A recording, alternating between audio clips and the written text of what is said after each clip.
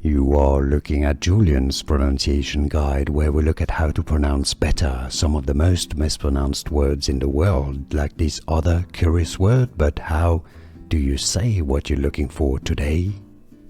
Let's learn how to pronounce these names of Irish origin. If you want to learn more confusing Irish names, many are confusing, make sure to stay tuned. We've got tons more on the channel coming up for you at the end of the video.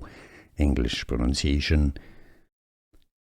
Egan, it's generally a masculine name. Egan, it's often a surname, Gaelic surname.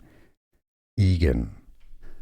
Here are more videos on how to pronounce more confusing words and names too many mispronounced. Like this video if you found it useful. I appreciate your support. I'll see you soon and thanks for watching.